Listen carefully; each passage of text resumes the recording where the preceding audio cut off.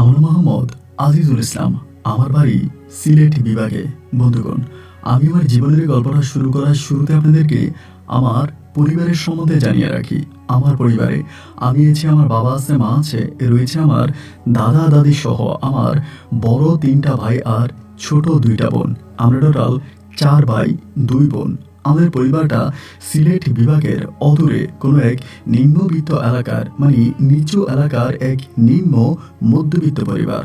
আমার বাবা পেশায় একজন কৃষক। শুধু আমার বাবা নয়, আমাদের গ্রামে যত মানুষ বসবাস করে তারা সবাই প্রায় কৃষিকাজের উপরেই নির্ভরশীল। এরা সকাল থেকে সন্ধ্যা অবধি কৃষিকাজ করে এবং গরু ছাগল পালন করে। সম্পূর্ণ এসব করে আমাদের গ্রামের মানুষরা শান্তিতে নীরবে নিভৃতে জীবন কাটায়। আমাদের গ্রামটা বাংলার 8-10টা স্বাভাবিক গ্রামের মতো নয়। আমাদের গ্রামটা এই এলাকার সবাই চিনে বৌতি গ্রাম নামে। হ্যাঁ, আমাদের গ্রামটা একটা অভিশপ্ত গ্রাম। অনেকেই রাতের বেলায় আমাদের গ্রামে আসে না। আর সবচেয়ে বড় কথা হচ্ছে, আমাদের গ্রামে কখনো সকালবেলা ফজরের আজান হয় না। মাইকে কখনো হুজুরে ফজরের আজান দেয় না। মাইক ব্যতীত হুজুরে ফজরের আজান দিয়ে তিনি মসজিদে শুধুমাত্র ফজরের সালাত আদায় করে। আমাদের গ্রামের কোনো মানুষ রাতের বেলায় এশার নামাজ অথবা ফজরের নামাজ পড়ার জন্য মসজিদে যায় না। শুধু মসজিদ নয়, কেউই রাতের অন্ধকারে ঘর থেকে বেরোতে চায় না। অনেকেই বলে, আমাদের গ্রামে সন্ধ্যা নামার সঙ্গে সঙ্গে পশ্চিমের আকাশে সূর্য ডুব দেওয়ার সাথে সাথে ভূতেদের আখড়া হয়ে যায়। জিন পরিসহ বিভিন্ন ধরনের দেও দানবরা আমাদের গ্রামের আশেপাশে ঘুরে বেড়ায়। এটাই গ্রামের মানুষের মুখে মুখে আমি সেই ছোটবেলা থেকে শুনে আসছি। তাই তো সন্ধ্যা হওয়ার সঙ্গে সঙ্গে পুকুরে হাত পা ধুয়ে আমরা পড়তে বসতাম। এশার নামাজের আজান দেওয়ার সঙ্গে সঙ্গে আমরা রাতের খাবার খেয়ে ঘুমিয়ে পড়তাম। মধ্যরাতে যদি কোনো চিৎকার পড়তো বা কেউ মারা গেছে, তারপরও আমরা ঘর থেকে বেরোতাম না। এরকম একটা ভয়ঙ্কর গ্রামে আমার শৈশবের দিনগুলো কাটতে থাকে। ছোটবেলা থেকে আমি খুব বেশি দূর পর্যন্ত পড়াশোনা করার সুযোগ পাইনি। আমাদের গ্রামের বাল্য স্কুলে যতটুকু নিজের নাম কাম লেখা, তাই দিয়ে আমার শিক্ষা জীবনের শুরু হয়। এমন করে আমার শৈশবের দিনগুলো কাটতে থাকে। সময় যত সামনের দিকে যাচ্ছে, আমাদের গ্রামের এই ভয়ভীতি আর বিমূর্তি কথাবার্তাগুলো দিনে দিনে আরও বেড়ে যাচ্ছে। মধ্যরাতে মনে হয় যেন জারুল বাগান থেকে এক ভয়ঙ্কর চিৎকারের শব্দ শুনতে পাচ্ছি, অথবা মনে হয় যেন ঘুটঘুটে রাতের অন্ধকারে কেউ এসে আমাদের ঘরের দরজা ঠক ঠক করে শব্দ করছে, কিংবা অদ্ভুত কোনো প্রাণীর শব্দ আমরা রাতের বেলায় শুনতে পেতাম, যেই নিয়ে আমাদের পুরো গ্রামের মানুষ এক ভয়ঙ্কর জিন আতঙ্কে রাত কাটাতাম। এমন করে আমার বয়স তখন প্রায় আনুমানিক 16 থেকে 17 বছরের কাছাকাছি। তখন আমি একেবারে টাগরা জোয়ান। আমার বড় 2 ভাই বিয়ে করে ফেলেছে এবং আমার যে ছোট 2টা বোন আছে, এর মাঝে আমার যেটা ইমিডিয়েট ছোট, ওইটাকে একেবারে কম বয়সে বিয়ে দেওয়া ফেলা হয়। কারণ ও দেখতে শুনতে বেশ সুন্দর ছিল, তাই তো ওকে ভালো একটা জায়গায় আমরা বিয়ে দিয়ে দিই। ওই মুহূর্তে একদিন রাতের ঘটনা আপনার সঙ্গে শেয়ার করি। ওই দিন প্রায় ফজরের আজানের কিছুক্ষণ পরে, যদিও আমাদের এলাকাতে ফজরের আজান হতো না, ফজরের আজান না হলেও ফজরের আজানের ফজরের ওই টাইমের কিছুক্ষণ পরে হঠাৎ করে এক অদ্ভুত কণ্ঠে কেউ একজন আমাদের গ্রামে ডাকাডাকি করতে শুরু করেছে। ডাকটাটি কেমন ছিল, ওই তোমরা উঠো, নামাজ পড়তে আসো, মসজিদে আসো, নামাজ পড়তে আসো। এমন করে হঠাৎ করে অদ্ভুত কণ্ঠের এক লোক আমাদের পুরো গ্রামে হেঁটে হেঁটে এইভাবে ডাকাডাকি করতেছে। সবাই তখন ভয়ে একেবারে জিম ধরে যাওয়ার মতো অবস্থা।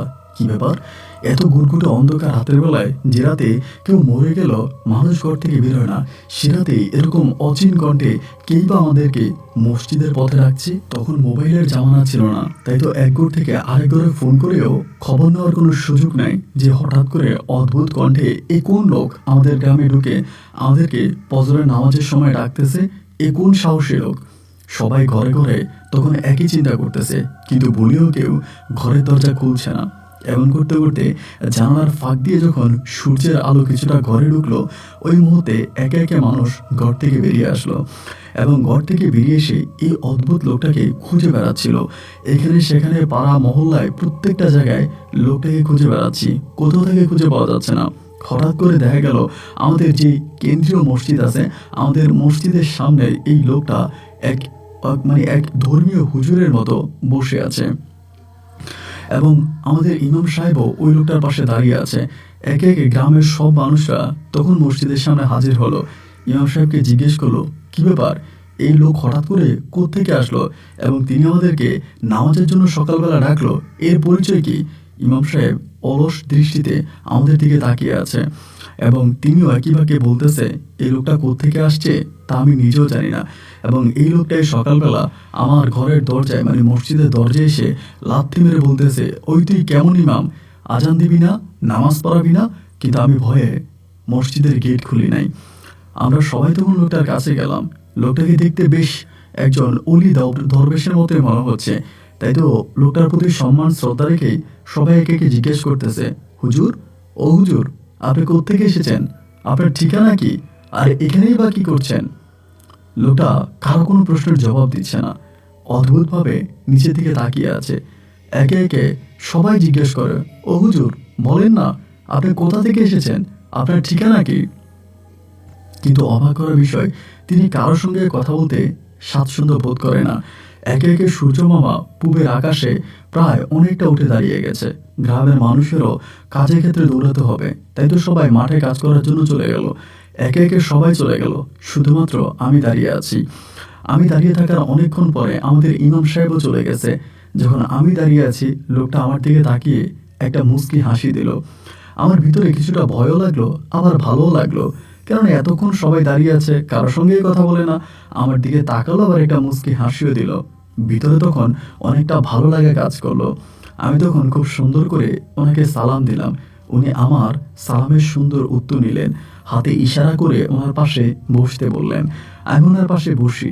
বসার পরে তিনি তার থলি থেকে আমাকে একটা মিষ্টি বের করে দিলেন, যেটা একটা বক্সের মধ্যে ছিল। বক্স থেকে বের করে দিলেন। ওনার হাতের মিষ্টিটা আমি ওনার হাত থেকে নিলাম। নেওয়ার পরে আমি এটা মিষ্টিটা খাইলাম, খুব সুস্বাদু ছিল। এবং খাইতেছি ওই মুহূর্তেই হঠাৎ করে আমার দাদি জানি কোত্থেকে আসছে, যেহেতু গ্রামের মহিলারাও আড়াল করে করে এই জিনিসটা দেখতেছিল। দাদি যখন দেখছিল যে লোকটা আমাকে কিছু দিয়েছে আর আমি খাচ্ছি, দাদি তখন দৌড়ে এসে আমার মুখ থেকে মিষ্টিটা কেড়ে নিয়ে ফেলে দিল। আমাকে বলল, তোর সাহস হলো কি করে, তুই এই জায়গায় আসলি, চল আমার সাথে চল, আজকে তোকে মেরেই ফেলবো। এরকম ভয়ভীতি দেখিয়ে দাদি আমাকে টাইনা মাইনা বাড়িতে নিয়ে আসছে। তো আমার তার কাছে তখন কেন জানি মনে হলো যে আমি এই লোকটার সাথে খুব ছোট বাচ্চার মতো আচরণ করেছি। মানে মানে মনে হয় যেন সত্যি আমি একটা বাচ্চা হয়ে গিয়েছিলাম ওই সময়। যখন তার কাছে গেলাম, তার পাশে দাঁড়ালাম, আমার মনে হয় যে আমি একটা বাচ্চার মতোই স্বভাব, মানে বাচ্চার মতোই কথাবার্তা তার সাথে বললাম। ঘরে আসার পরে দাদি আমার বলে, তুই তো বুড়া হয়ে গেছিস, কিন্তু তারপরেও ছোট বাচ্চাদের মতো চলাফেরা গেল না, লোকটা তোরে মিষ্টি দিল আর তুই মিষ্টি খেতে শুরু করলি, ওই তুই কেমন রে? এরকম করে দাদি আমাকে বকাঝকা করতেছে, আমি দাদিকে কিছু বললাম না। একে একে দুপুর গনিয়ে এলো। আমার ভিতর তখন কেন জানি লোকটার জন্য একটু মায়া লাগতে শুরু হলো। আরে, এই লোকটা কি এখনো খাওয়া দাওয়া করছে, ওনাদেরকে কি খাবার দিছে? দুপুর গনিয়ে গেল, লোকটা খেয়েছে কিনা এটা জেনে আমি তখন আস্তে আস্তে করে মসজিদের সামনে আবারও গেলাম। যাওয়ার পরে দেখলাম যে এই লোকটাকে আমাদের মসজিদের ইমাম সাহেব খাবার দিয়েছে। তখন প্রায় জোহরের নামাজের পরে আমি গিয়েছিলাম, জানতে পারলাম তিনি সবার সঙ্গে অজু করে জোহরের সালাতও আদায় করেছেন। আমরা আর এই লোকটার সঙ্গে কোনো কথা বললাম না। এমন করে আস্তে আস্তে করে বিকেল হয়ে গেল। আসরের আজান দিলেও তিনি সবার সঙ্গে আসর পড়লেন এবং মাগরিবের সালাতও আদায় করলেন। শুরু হলো এশার সময়। একইভাবে এশা নামাজে আমাদের বাড়ির কেউই মসজিদে যেত না। হয়তো মসজিদের আশেপাশে যাদের ঘর আছে এক দুইজন যেত, কিন্তু দূরে যাদের বাড়িঘর তারা ভুলেও এশা নামাজ পড়তে যাইতেন না।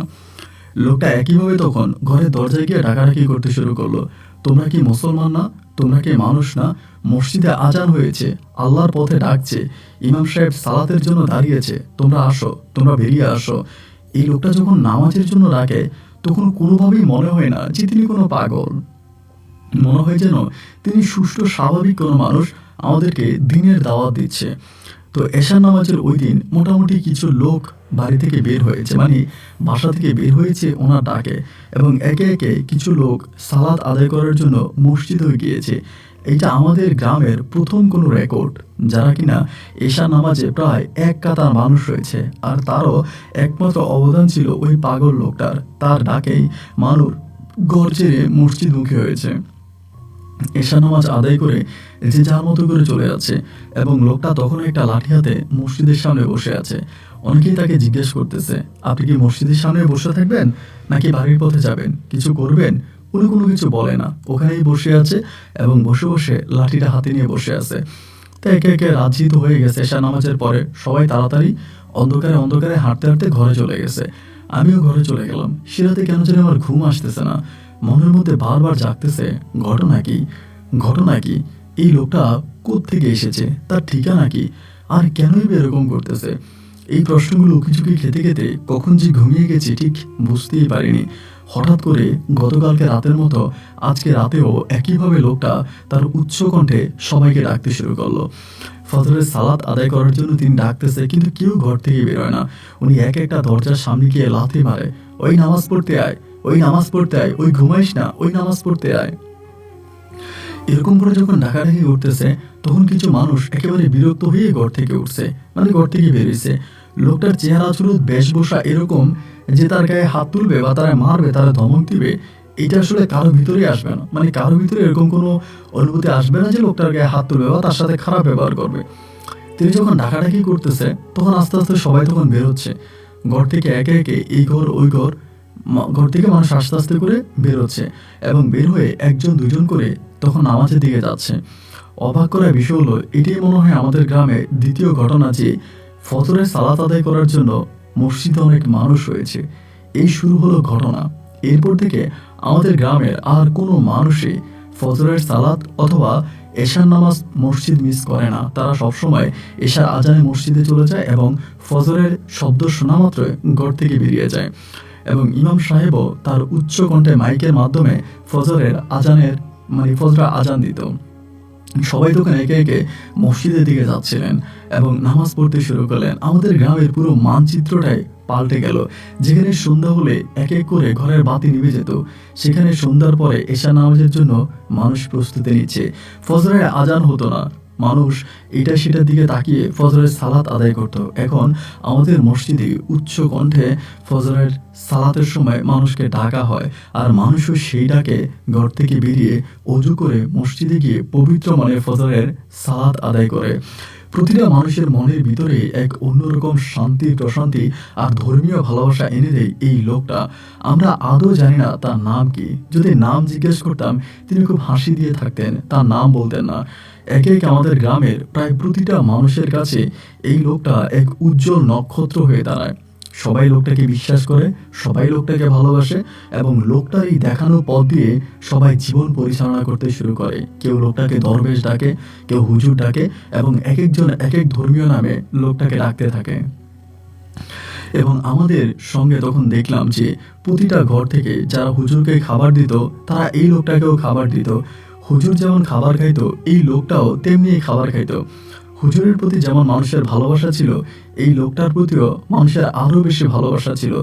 তাই তো সবাই ঘর থেকে এই লোকটাকে খাবার দিয়ে আসতো এবং তিনি মসজিদের সামনে বসতেন, উনি তখন খাবার খাইতেন। আর তার একটাই গন্তব্য, একটাই থাকা ছিল হচ্ছে মসজিদের সামনে।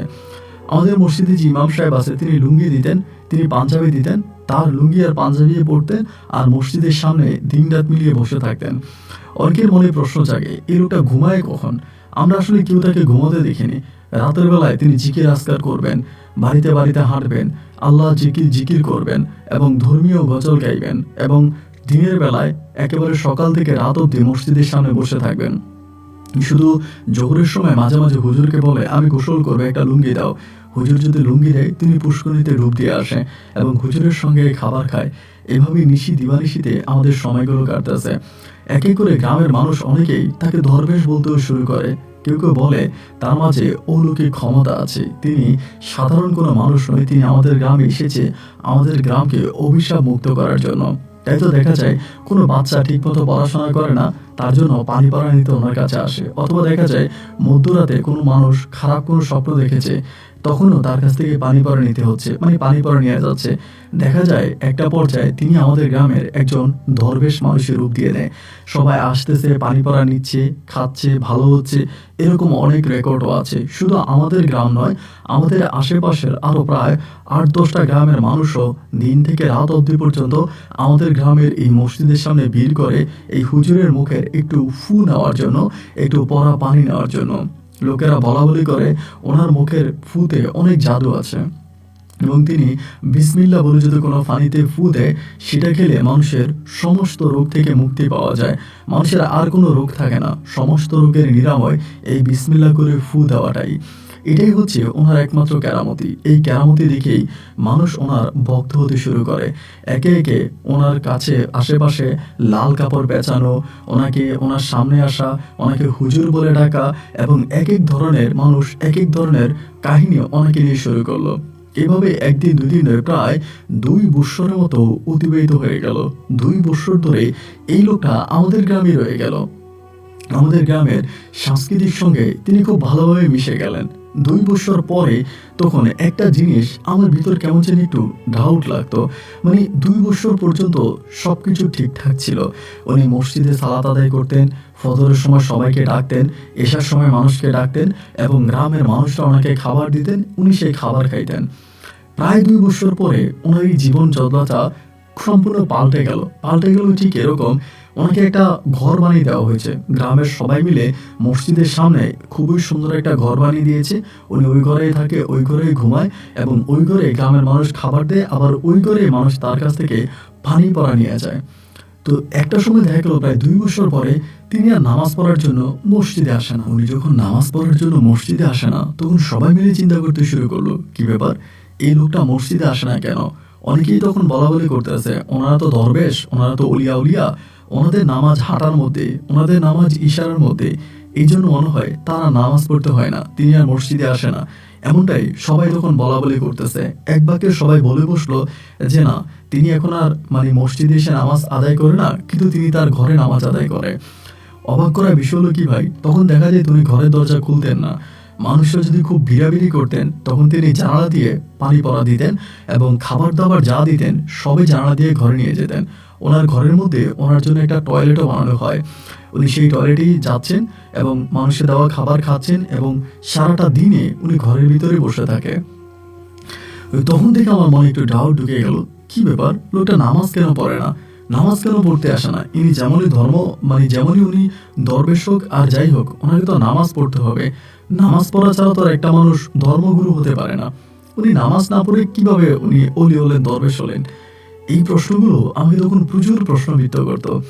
এবার আমি আস্তে আস্তে করে, আমি কিন্তু এই লোকটার খুব কাছের মানুষ ছিলাম। আমাদের গ্রামে যত মানুষ আছে তাদের মাঝে আমি সবচেয়ে কাছের মানুষ ছিলাম। ওনার ঘরে কেউ ঢুকার অনুমতি পাইতো না, কিন্তু আমি মাঝে মাঝে ওনার ঘরে ঢুকতে পারতাম, ওনার সঙ্গে কথা বলতে পারতাম। ওই যে প্রথম থেকে শুরু করে এই সময়টা পর্যন্ত ওনার সাথে আমার সম্পর্কটা বেশ ভালোই যাচ্ছিল। ওনার ঘরে যেতাম, ওনার সাথে কথা বলতাম, গল্প গুজব করতাম, সর্বদিক থেকে উনি আমাকে অনেকটা পছন্দ করতেন। এমন করেই যখন দিন আর রাতগুলো কাটতেছে, এভাবে সময়গুলো যেতে যেতে একটা পর্যায়ে আমার ভিতরে সন্দেহ ঢোকার পরে একদিন রাতের বেলায়, আনুমানিক রাত তখন প্রায় আপনার 8টা থেকে 9টার মতো বাজে, সে সময় কিন্তু আমাদের গ্রামের চিত্র পাল্টে যায়। নিশি দিবানিশি সবাই হেঁটে বেড়ায়, বিকেলবেলা মাঠের ধারে আড্ডা হয়, বটগাছের নিচে আপনার তাস খেলা হয়, এবং গ্রামের ছেলেরা রাত বিরাতে ঘুরে বেড়ায়। আমাদের গ্রাম যে একটা ভৌতিক গ্রাম ছিল, সেটা থেকে আমরা সম্পূর্ণ পরিত্যক্ত পাই।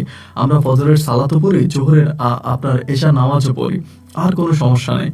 তো একদিন রাতের বেলা হলো কি, ওনার ঘরের মধ্যে আমি থাকতেছিলাম, আমার কাছে মনে হলো ওনার ঘরে ঢোকার সঙ্গে সঙ্গে উনি হঠাৎ করে আমাকে দেখে কি জানি লুকাই ফেলছে, কি জানি একটা জিনিস আমি ওনার ঘরে ঢোকার সঙ্গে সঙ্গে তিনি লুকাই ফেলছে। আমার মতো তখন একটু ডাউট ঢুকে গেলো, কি ব্যাপার, এমন কি জিনিস আমি ঘরে ঢোকার সঙ্গে সঙ্গে উনি লুকাই ফেললো? উনি কি কোনো কিছু হাইড করতেছে বা কোনো কিছু লুকাইতেছে? আমি তখন বুঝতে পারলাম না যে কি ব্যাপার, কি লুকাইছে। মানে মনের মধ্যে একটাই প্রশ্ন আসতেছে, উনি লুকাইছেটা কি, আমি বুঝতে পারতেছিলাম না। এইবার আস্তে আস্তে করে যখন ওনার ঘরে যাইতাম, ওনার সঙ্গে কথা বলতাম, তখন আমি খেয়াল করতাম উনি আসলে কি করে। দেখতাম উনি মুখের মধ্যে বিড়বিড় করে কি জানি পড়তেছে, কেমন একটা দোয়া পড়তেছে, কেমন একটা কথা বলতেছে, মানে কেমন জানি একটু অন্যরকম আচার আচরণ, বা খুব একটা স্বাভাবিক মানুষের মতো না। উনি তো আগেও অস্বাভাবিক ছিল, কিন্তু এখন আরেকটাও বেশি হয়ে যাচ্ছে, এবং আমার কাছে মনে হয় কি যেন উনি লুকাচ্ছে, কোনো একটা জিনিস মনে হয় লুকাচ্ছে। ওনার ব্যাগের মধ্যে মনে হয় কিছু জিনিস আছে, যেটা উনি কারোর সামনে ওপেন করতে চায় না বা কাউকে দেখাতে চায় না। এরকম করে আরো কয়টা দিন কেটে গেল। আমি কিন্তু এই বিষয়গুলো কারো কাছে বলি না। আমাদের গ্রামে যে অন্য মানুষ আছে, আমি এটা কারোর সঙ্গে শেয়ার করি না যে আমি হুজুরের ব্যাগের মধ্যে একটা অলৌকিক কোনো কিছু আমি দেখেছি। উনি মনে হয় কিছু একটা জিনিস ওনার ব্যাগের মধ্যে উনি লুকিয়ে রেখেছে। এটা আমার কাছে মনে হলো, কিন্তু কারো কাছে আমি বলতেছি না। এমন করে আপনার দিন রাতগুলো যেতে যেতে একদিন আমি হঠাৎ করে ওনার যে হাতের ব্যাগটা আছে, যে ব্যাগটা উনি সবসময় সঙ্গে রাখতেন, এটা কারো কাছে দিতেন না এবং এটা ওনার খুব যত্নশীল একটা ব্যাগ ছিলেন। একদিন আমি হঠাৎ করে ওই ব্যাগটা উন্মোচন করি, মানে খুলি। ব্যাগটা যখন আমি খুলি ভাই, তখন আমি ব্যাগের ভিতরে ছোট ছোট অনেকগুলো মূর্তি দেখতে পাই, যেগুলো মূলত হিন্দু ধর্মের মানুষরা ব্যবহার করে। মানে হিন্দুরা যে মূর্তির পূজা করে, এরকম ছোট ছোট অনেকগুলো মূর্তি, একটা নয় প্রায় অনেকগুলো মূর্তি আমি তার ব্যাগে দেখতে পাই। ওই সময় তো উনি টয়লেটে ছিলেন এবং এটা দেখতে পাই। দেখতে পাওয়ার পরে আমি আবার এটা যেমন মানে যে জায়গায় ছিল আমি সেভাবেই রেখে দিই, এবং রেখে দেওয়ার অনেকটা পরে উনি তখন টয়লেট থেকে বেরিয়ে আসে।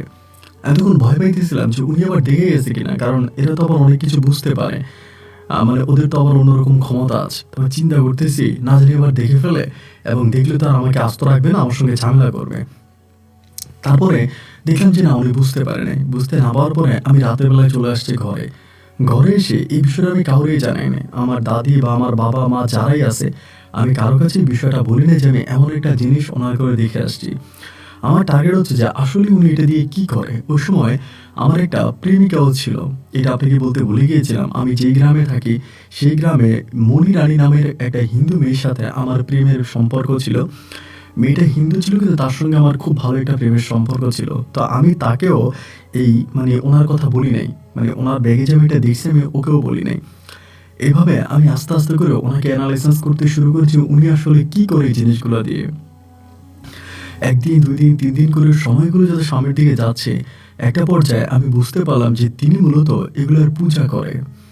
আমি খেয়াল করে দেখতাম, যখন আমি পিছন থেকে আসতাম বা মাঝে মাঝে ওনাকে না বলে আসতাম, ওনার ঘরের মধ্যে লুকিয়ে আসতাম, এইভাবে আমি তখন দেখতে পাইতাম যে উনি এগুলোর পূজা করে।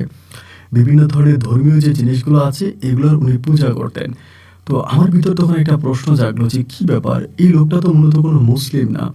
কারণ কোনো মুসলিম লোক তো আর মূর্তির পূজা করে না। যেহেতু তিনি মূর্তির পূজা করতেছে, তার মানে তিনি তো মুসলমান না।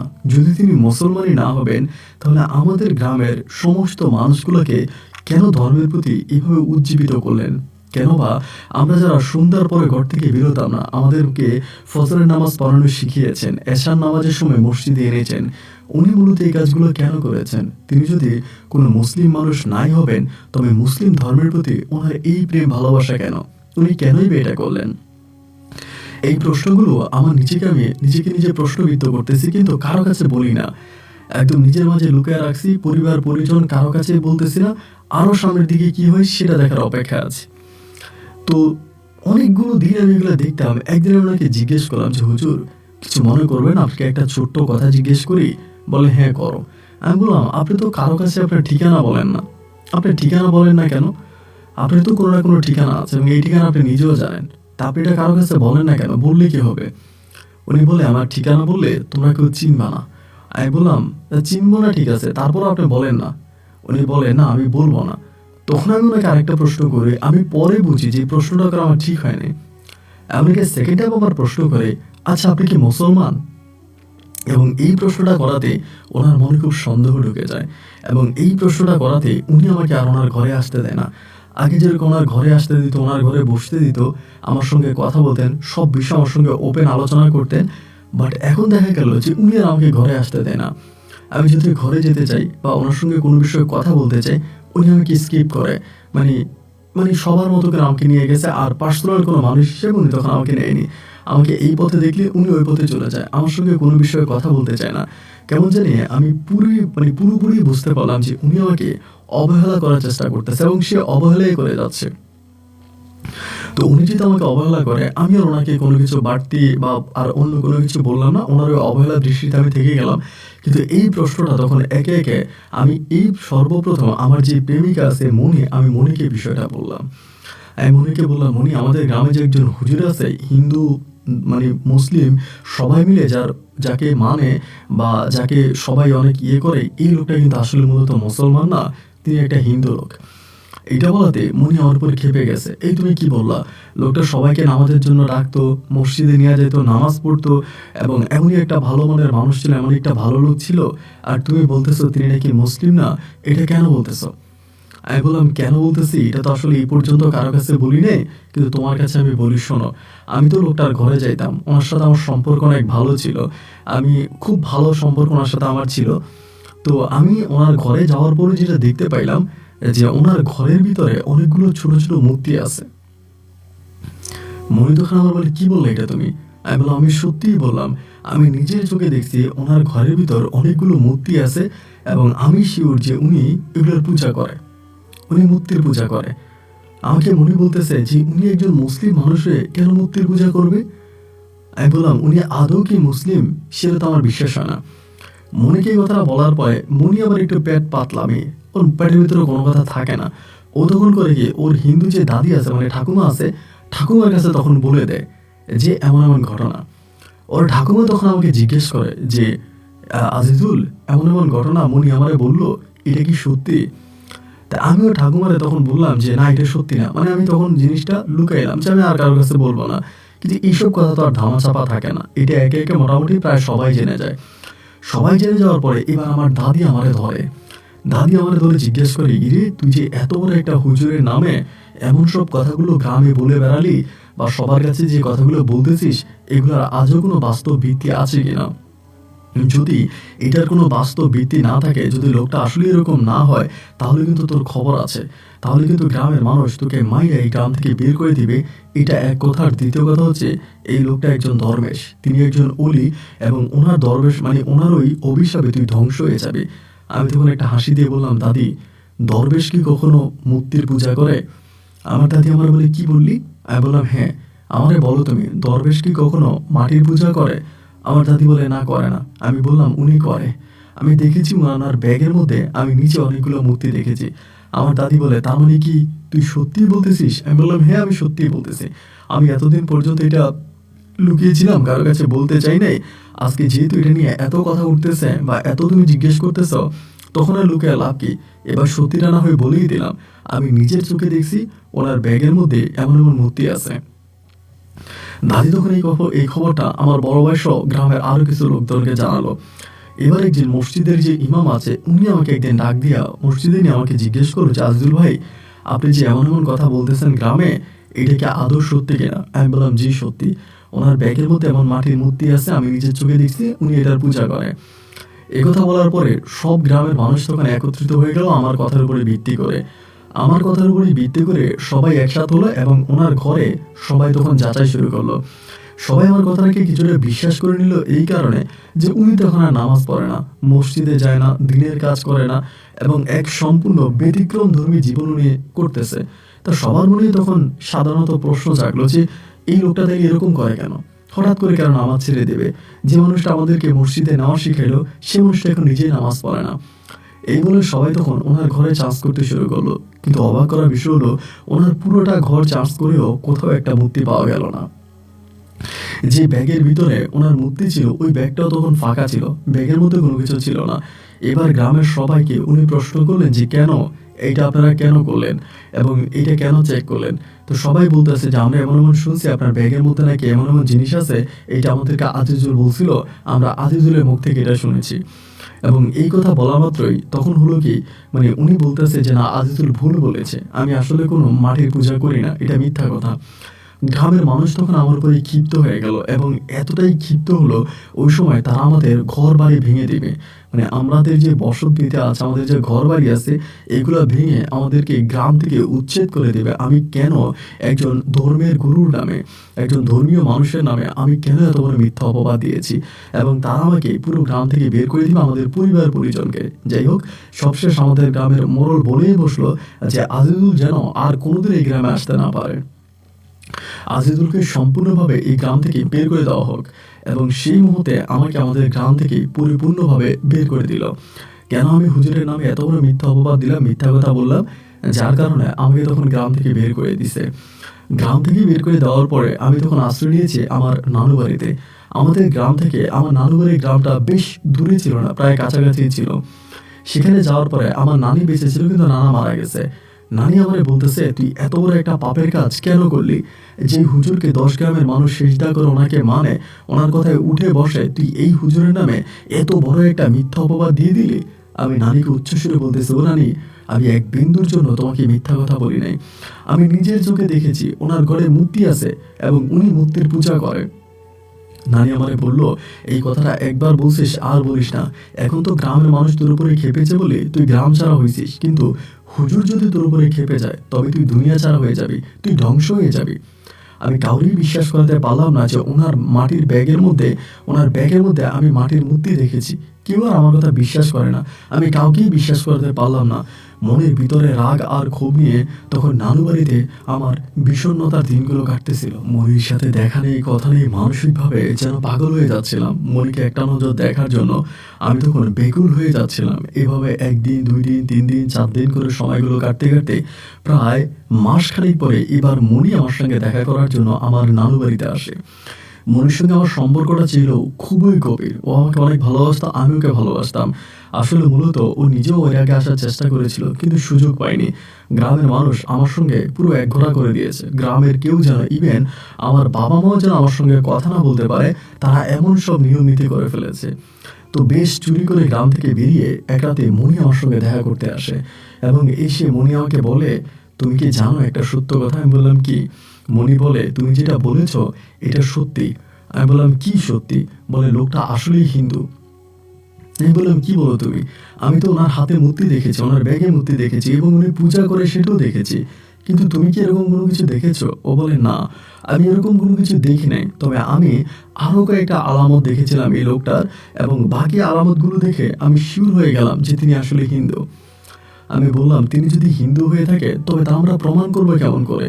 আমাদের তো প্রমাণ করার কোনো সুযোগ নাই। আমরা যদি প্রমাণ করতে পারি উনি হিন্দুই ছিল, তাহলে তো আমরা পুনরায় আবারও গ্রামে যেতে পারবো, আমি আমার বাবা মায়ের মাটিতে যেতে পারবো। আর সবচেয়ে বড় কথা হচ্ছে, এই লোকটা তো আমাদের পুরো গ্রামবাসীকে ধোঁকা দিচ্ছে, গ্রামের মানুষের সঙ্গে চিটিং করতেছে। গ্রামের সহজ সরল মানুষগুলো পানি পড়ার নামে উনি ওই হাজার হাজার টাকা মানুষের কাছ থেকে হাতিয়ে নিচ্ছে। আমাদের তো নৈতিক দায়িত্ব ওনাকে ধরিয়ে দেওয়া, বাট ধরিয়ে কিভাবে দিব? মনি আমাকে বলতেছে, শোনো, আমি তাহলে তোমাকে একটা বুদ্ধি দেই, তুমি আমার বুদ্ধিটা কাজে লাগাও। আমি বললাম, কি? মনি বলে, আমি শিওর লোকটার ঘরে এখন মূর্তি আছে। তুমি যে কোনো রাতের বেলায় ওনার ঘরে হামলা দাও, ওনার ঘরে হানা দাও, এবং ওনার ঘরে তুমি হানা দিলে পরে তুমি মুক্তি পাবা। আমি বললাম, দেখো, একবার তো ওনার ঘরে মূর্তি আছে এইটা বলাতেই সবাই আমাকে গ্রাম থেকে বের করে দিয়েছে। এরপর যদি আমি ওনার ঘরে কোনোভাবে আক্রমণ করি তবে সবাই আমাকে হয়তো মেরিয়ে ফেলবে। মনি আমাকে বলতেছে, তুমি আমার একটা কথা রাখো, তুমি একদিন রাতের বেলায় হঠাৎ করে ওনার ঘরে যাও এবং প্রয়োজনে তুমি আমাকে সহ সঙ্গে করে নিয়ে যাও। আমি ঘরে ঢুকবো, এরপর তুমি সবাইকে ডাকবা। আমি বললাম, ঠিক আছে, তাহলে এটা করা যাবে। এইভাবে প্রায় এই প্ল্যানিংটা করেছিলাম, যাবো ঘুরতেছি, এমন করতে করতে একদিন হঠাৎ করে আমাদের গ্রামের একটা ছেলে, যার নাম হচ্ছে রাজন, এই রাজন নামের ছেলেটা আমার নানু বাড়ির আর কি, আমার নানু বাড়ি আর আমাদের বাড়ির কাছাকাছি বলা চলে, ওই একদিন এসে আমাকে বলতেছে যে আপনারে হুজুরে দাওয়াত দিছে। আমি বললাম, কোন হুজুরে দাওয়াত দিছে? বলে, আপনাদের গ্রামে যে হুজুর আছে ওই হুজুরে দাওয়াত দিছে। তাই বললাম, সবাই তো আমাকে গ্রামে যেতে নিষেধ করছে, তা আমি গ্রামে যাব, এতে তো ঝামেলা হবে। সবাই তো আমাকে গ্রামে যেতে নিষেধ করছে, তা আমার তো গ্রামে যাওয়া নিষেধ, আমি তো গেলে সবাই মারবে। বলে, কেউ আপনাকে মারবে না, হুজুর যাইতে বলছে, আপনি চলেন। এই কথাটা বলার পরে ওই রাজন ছেলেটার সঙ্গে আমি তখন আমাদের গ্রামে গেলাম এই প্রথম। যাওয়ার পরে হুজুরের রুমে আমাকে তখন ডাকা হলো। ডাকা হওয়ার পরে আমি হুজুরের রুমে গেলাম। তো আমার ভিতরে কোনো ভয় কাজ করে নাই, উনি আমার কোনো ক্ষতি করবে এমন কিছু কাজ করতেছে না, কারণ আমি তো জানি উনি মুসলমান না। ঘরে যাওয়ার পর উনি আমাকে বলে যে, তুমি কেন গ্রামের মানুষের কাছে এই ধরনের কথাগুলো বলে বেড়াইছো? আমি বললাম, যেটা আমি দেখছি আমি সেটাই বলছি।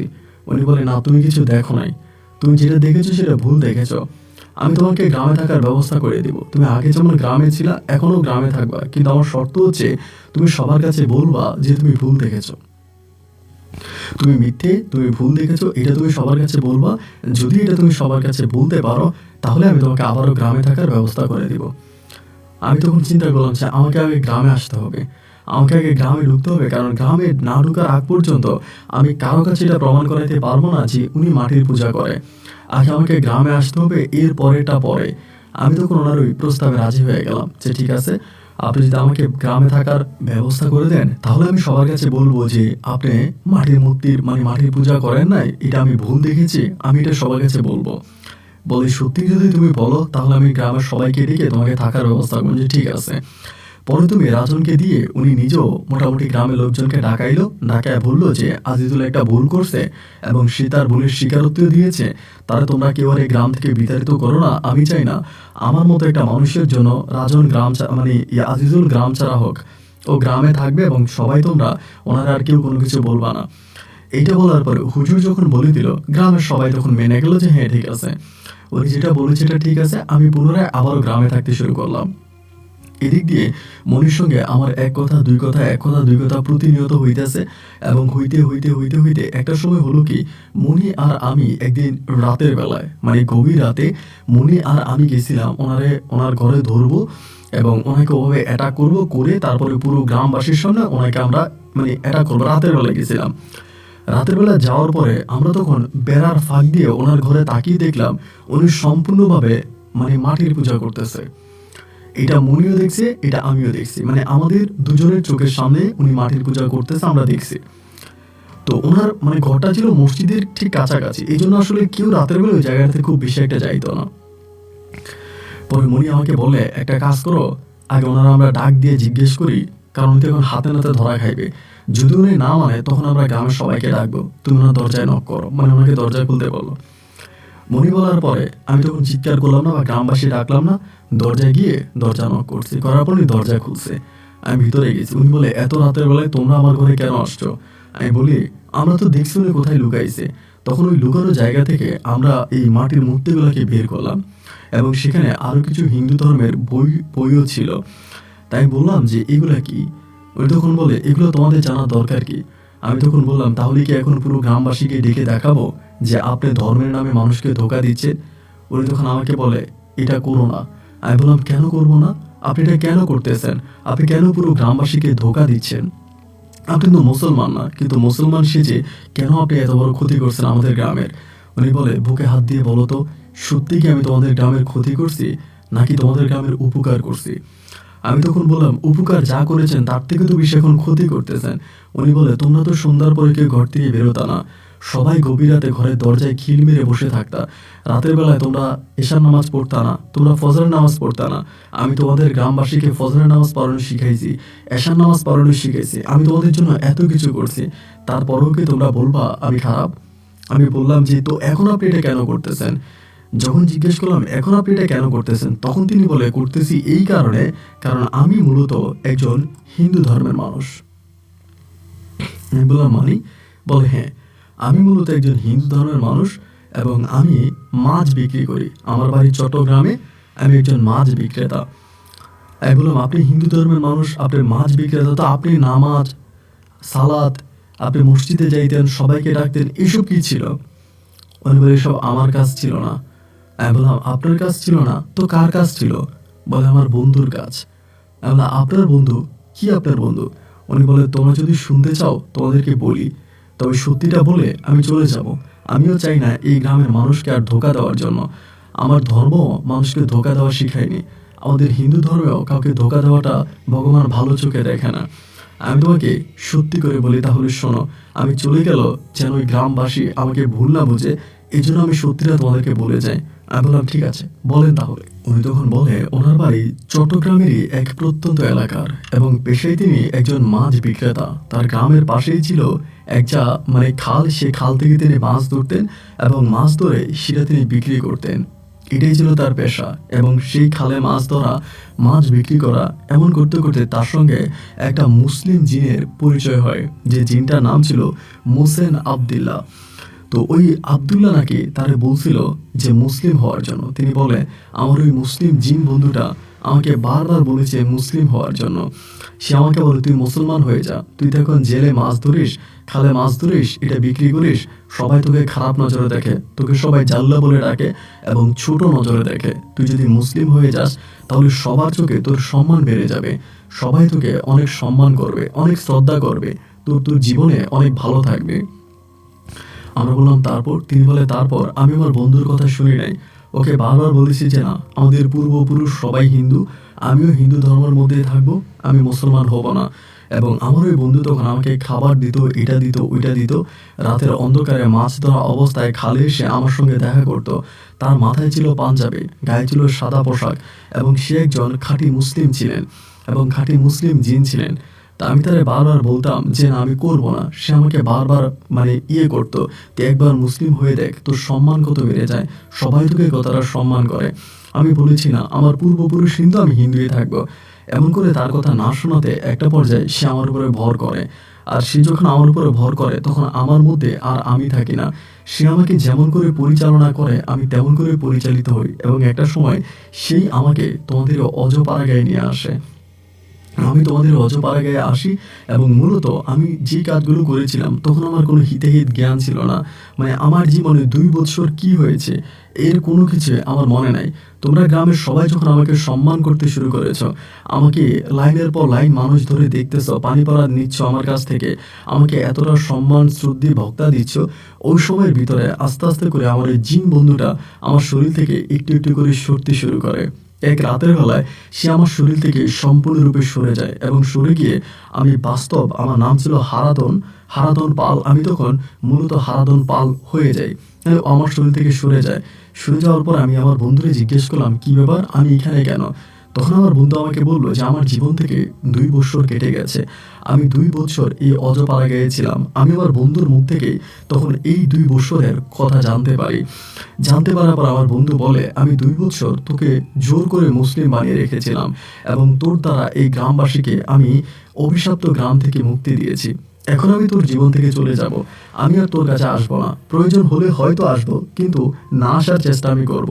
তোর কাছে আমার একটা অনুরোধ থাকবে, তোরে যে আমি মুসলিম বানাইলাম এবং 2 বছর যাবৎ এই মুসলিম গ্রামে রাখলাম, গ্রামের মানুষ তোকে কতটা সম্মান করে, এই সম্মান পাওয়ার পরেও যদি তোর কাছে মনে হয় যে তুই আবারও তোর পুরনো ঠিকানায় চলে যাবি, তাহলে তুই চলে যা, এতে আমার কোনো দুঃখ নেই। কিন্তু যদি তুই মনে করিস যে না, এই সম্মানটা তোর লাগবে, এই সম্মানে সম্মানিত হয়ে তুই সারা জীবন এই গ্রামের মানুষের পাশে থাকবি, তবে বন্ধু হিসেবে আমি তোকে অনুরোধ করি, তুই গ্রামটা ছেড়ে যাইস না। এই গ্রামের সবার সঙ্গে থাক, এবং এই গ্রামের সবাই তোকে যথেষ্ট সম্মান করবে। আমি তোকে এটা গ্যারান্টি দিয়ে বলতে পারি, তুই গ্রাম ছেড়ে যাইস না। এটা বলি সিরাতে আমার বন্ধু আমাকে ছেড়ে দেয়। তখন আমি মূলত একজন হারাদল পালে থাকি, এবং হারাদল পাল থাকা অবস্থায় পরের দিনে আমি দেখতে পাই অসংখ্য মানুষ আমার কাছে আসছে। সবাই আমাকে হুজুর ডেকে সম্মান করছে। কেউ আমার জন্য ছাগল নিয়ে আসছে, অথবা কেউ মুরগি নিয়ে আসছে, মুরগির ডিম নিয়ে আসছে। আবার অনেকেই আমাকে আদর করে অনেক নামেই ডাকতেছে। তাদের এই আদর ভালোবাসা পেয়ে আমার কাছে তখন মনে হলো যে না, আমি এই আদর ভালোবাসা আর সম্মান, এই খাওয়া দাওয়া আমি হারাবো না।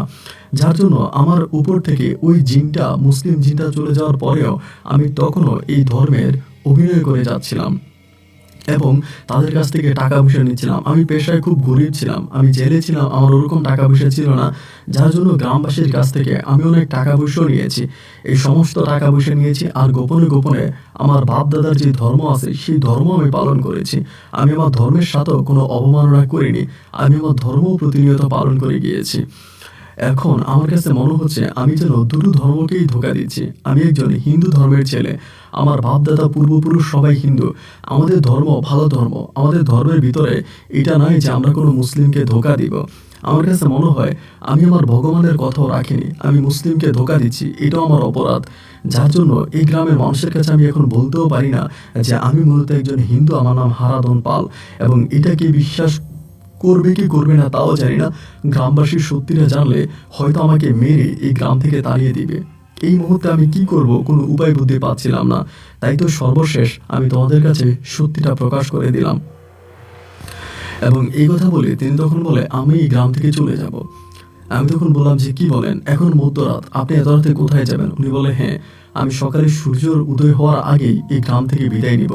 আমি গ্রামের কারোর সামনে পড়তে চাই না, গ্রামের কারো কাছে আমি থাকতে চাই না, এবং গ্রামের মানুষ আমাকে আমার সুখের সামনে আমাকে খারাপ বলুক, এটা আমি সহ্য করতে পারবো না। তাই তো আমি এই গ্রাম ছেড়ে চিরতরে বিদায় হয়ে যাব।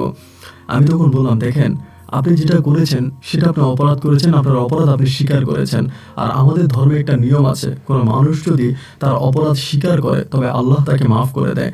আমার বিশ্বাস আল্লাহ আপনাকে মাফ করে দিয়েছে। আমার এই কথাটা শুনে লোকটা অনেক খুশি হয়। তাকে আমি আমাদের গ্রামে রাখার অনেক চেষ্টা করেছি, কিন্তু তিনি এক বাক্যে বললেন যে তিনি আর আমাদের গ্রামে থাকবেন না, তিনি আমাদের গ্রাম থেকে চলে যাবেন। এবং যাওয়ার সময় তিনার ইনকামের প্রায় 3/2 টাকা তিনি আমাদেরকে দিয়ে গেলেন।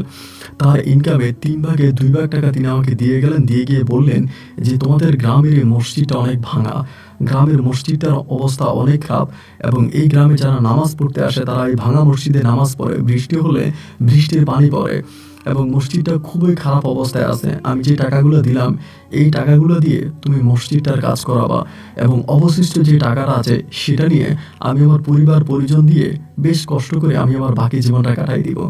আমি বললাম, তার মানে কি আপনি সত্যি সত্যি চলে যাবেন? উনি বলে, হ্যাঁ, তার মানে আমি সত্যি সত্যি চলে যাব, আমি গ্রামে থাকবো না।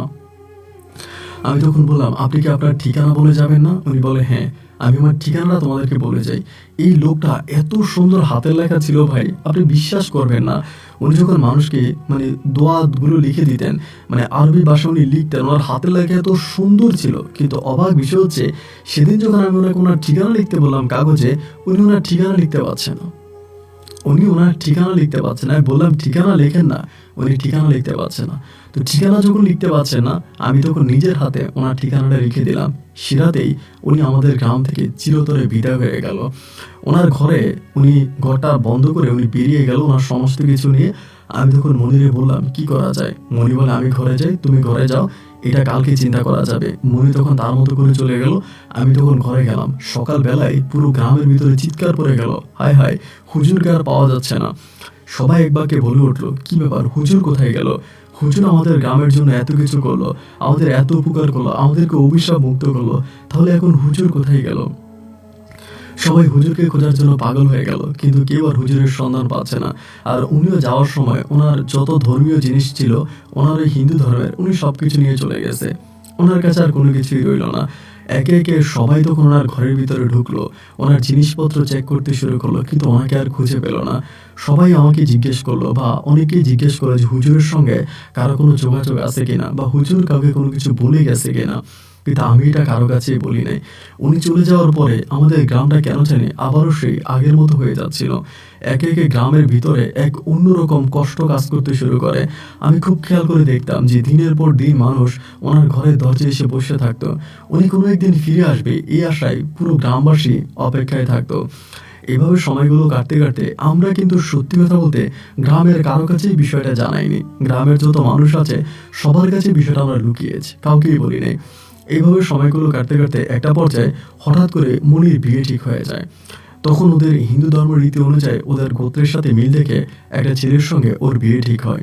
তা আমি তখন মনিরে বললাম যে, মনি, আমি তো তোমার ভালোবাসি, আমরা এক গ্রামেই বসবাস করি, তোমার সাথে আমার আত্মার সম্পর্ক, তোমার বিয়ে হয়ে গেলে আমি খুব কষ্ট পাবো। ও তখন আমাকে বলে, আমি কি করতে পারি বলো? পরিবার বিয়ে ঠিক করেছে, আর সবচেয়ে বড় কথা হচ্ছে তুমি হচ্ছে মুসলমান, আমি হচ্ছে হিন্দু, আমাদের সম্পর্কটার তো কোনো ভবিষ্যৎ নেই। আমি তখন তারে বললাম, হিন্দু আর মুসলিমের এক মিশ্রিত মানুষ দেখেছিলাম আমাদের ওই হারাধন পাল, চলো না আমরা সে হারাধন পালের বাড়িতে চলে যাই, আমরা তার কাছে গেলে ভবিষ্যৎ জীবনে অনেক সুখী থাকবো। ও তখন আমাকে বলে, এই তুমি কেমন কথা বললা? উনি কি কোনোদিনও তার বাড়িতে গেলে আমাদেরকে আশ্রয় দিবে? উনি তো বলবে যে আমি হচ্ছি হিন্দু, তুমি মুসলমান, আমাদের সম্পর্ক তুমি নিজেও মানবে না। আমি বললাম, দেখো, আজ আমি তোমাকে একটা কথা বলি, আমার দৃষ্টিতে হারাধন পাল যে ধর্মেরই মানুষ হোক না কেন, তবে তিনি এমন এক মানুষ, আমার দৃষ্টিতে তিনি মহান, চলো না আমরা তার কাছে চলে যাই। বারবার মনিরানীকে বোঝানোর পরে একটা পর্যায়ে মনিরানী আমার এই বুঝ আমলে নিল। ও আমাকে বলে, সত্যি কি তুমি আমাকে নিয়ে যাবো ওখানে? আমি বললাম, হ্যাঁ। এরপরে আমি একদিন গুটগুটে অন্ধকার রাতের বেলায় আমাদের গ্রাম থেকে মনিরানীর হাত ধরে সুদূর চট্টগ্রামের উদ্দেশ্যে রওনা দিই। সিলেট থেকে আমরা চট্টগ্রামের ট্রেনে উঠি এবং ট্রেন জার্নি শেষ করে সকালে সূর্য মামার সঙ্গে সঙ্গে আমরা চট্টগ্রামে এসে পৌঁছাই। চট্টগ্রামে এসে ওনার ওই ঠিকানা অনুযায়ী আমরা বহু কষ্ট করে ওনাকে খুঁজে বের করি এবং জানতে পারি উনি সেই একই গ্রামে রয়েছেন এবং তখন তিনি একটা অনেক বড় দোকান দিয়েছেন এবং মোটামুটি ব্যবসা শুরু করেছেন। এতদিন উনি কোথায় ছিলেন এই প্রশ্ন তার গ্রামের মানুষের মাঝে থাকলেও তিনি তার কোনো সদুত্তর দেননি। ওনার বাড়িতে যাওয়ার পরে তিনি আমাকে আর রানীকে দেখে সত্যি অবাক হয়ে গেলেন। জিজ্ঞেস করলেন, আমরা হঠাৎ কেন এসেছি ওনার কাছে? ওনার ওই গোপন কথা সবাইকে জানিয়ে দেওয়ার জন্য কিনা? তখন আমরা ওনাকে শিওর বলি যে না, আমরা মূলত একজন আরেকজনকে ভালোবাসি, মনিরানীর বিয়ে হয়ে যায় তাই আমি ওকে নিয়ে আপনার কাছে পালিয়ে এসেছি, আপনি আমাকে যেটা পরামর্শ দিবেন আমি সেটাই করব। আমি মনিকে ভালোবাসি এবং মনি আর আমি আপনার কাছে আসছি আমরা একটা সঠিকভাবে জীবনযাপন করার জন্য। যেহেতু মনি হিন্দু, আমি মুসলমান, আমি গ্রামে ফিরে যেতে চাই না, আর গ্রামে ফিরে গেলে আমি মনিকে পাবো না। মনি আমাকে অনেক ভালোবাসে আর আমিও তাকে অনেক বেশি ভালোবাসি। হারাধন পাল তখন আমাদের মুখের দিকে তাকিয়ে থেকে মনির দিকে তাকিয়ে বলে, কি করবা তুমি? মনি তখন বলে, আমি আমার ভালোবাসার মানুষের সঙ্গে থাকতে চাই। আমার ভালোবাসার মানুষ আমার কাছে আমার সব কিছু। মনি বলে, তুমি তার কাছে ভালো থাকবা? হারাধন পাল বলে মনিকে যে তুমি তার কাছে ভালো থাকবা? মনি তখন বলে যে হ্যাঁ, আমি ওর কাছে ভালো থাকবো। হারাধন পাল তখন বলে, তুমি যদি ভালো থাকো ভগবানও ভালো থাকবে, তুমি যদি সুখী হও ভগবানও সুখী হবে। ভগবান চায় তার সৃষ্টির মানুষগুলো অনেক সুখে থাকুক, কারো কোনো কষ্ট থাক সেটা তিনি চান না। আমি তখন বললাম, তাহলে দাদা আপনি কি বলতেছেন? বলে, ও যদি মুসলিম হতে চায় তুমি ওকে মুসলিম বানিয়ে দাও। মনের উপরে কখনো জোর খাটে না। মন পরিষ্কার না করে না কোনো মুসলিম ধর্ম হয় না কোনো হিন্দু ধর্ম হয়। মন হচ্ছে বড় ধর্ম। তোমার মনকে যদি তুমি ঠিক করতে না পারো তুমি কোনো ধর্মই পালন করতে পারবা না। মন যদি মন স্থির করিয়ে ফেলে সে মুসলিম হয়ে যাবে, তবে তার মুসলিম হয়ে যাওয়াই উচিত। সেদিন হারাধন পাল দাদা নিজে থেকে মনিকে একজন হুজুর ডেকে মুসলিম বানায় এবং মুসলিম বানিয়ে মনির সঙ্গে আমার সেখানে বিয়ে হয়। হারাধন পালের বাড়িতে আমরা থাকতে শুরু করি।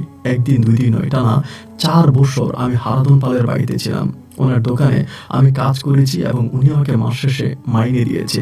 একইভাবে আমার বউ মনিরানী আমার সংসার করেছে। হারাধন পালের গ্রামে থাকা অবস্থায় আমি একটা পুত্র সন্তানের বাবা হই। যদিও এরপরে মনি আবারও গর্ভবতী হয়, কিন্তু পরের সন্তানটা আমরা নেইনি। আমার ছেলেটাকে কোলে নিয়ে আমি তখন আমার বাড়িতে ফিরে আসি। তখন আমি মনিকে আনিনি। গ্রামে আসার পরে গ্রামের মানুষরা আমার অনেক ক্ষতি করার চেষ্টা করে। তখন আমি গ্রামের মানুষের কাছে পুরো সত্যিটা খুলে বলি এবং হারাধন পালের কথাও বলি। একটা সময় মনিকে নিয়ে হারাধন পালও আমাদের গ্রামে আসে। হারাধন পাল যখন আমাদের গ্রামে আসে, গ্রামের কিছু মানুষ প্রথম দিকে হারাধন পালের উপর অনেক খেপে যায়, কিন্তু মনির প্রতি বা আমার প্রতি এই অগাধ ভালোবাসা দেখে গ্রামের মানুষরা তখন অনেকটা শান্ত হয়ে গেল। সবাই এক বাক্যে বলে বসলো, ভালোবাসাই পরম ধর্ম। সবাই হাতে তালি দিল এবং সবাই বলল যে হারাধন পালের মতো মানুষ হয় না, এবং হারাধন পাল নিজে থেকে মনিকে আমাদের গ্রামে দিয়ে গেল। আজ আমরা একসঙ্গে বহু বছর ধরে সংসার করছি। বর্তমানে আমার 2টা কন্যা সন্তান এবং 2টা পুত্র সন্তান রয়েছে। তারাও প্রায় বেশ বড় হয়ে গেছে, যুবক হয়ে গেছে। এখনো আমাদের এই প্রেমের ঘটনা আমাদের গ্রামের প্রায় সবারই জানা। এখনো আর হারাধন পাল বেঁচে নেই, কিন্তু তারপরেও হারাধন পালের বাড়িতে আমরা যাই। এখনো মাঝে মাঝে ওনার বাড়িতে আমরা যাই, আমাদের পরিবার পরিজনরা যায়। ওনার গ্রামের বা ওনার পরিবারের সাথে আমাদের এলাকার প্রত্যেকটা মানুষের রয়েছে এক নিবিড় প্রেমের মধুর সম্পর্ক। আমি আপনার গল্প পছন্দ করি, শুনতে ভালো লাগে, তাই আপনার গল্প শুনলাম এবং আমি আর আমার স্ত্রী মিলে আমাদের জীবনের অনাকাঙ্ক্ষিত বা কাঙ্ক্ষিত ঘটনাগুলো আপনার সঙ্গে শেয়ার করলাম।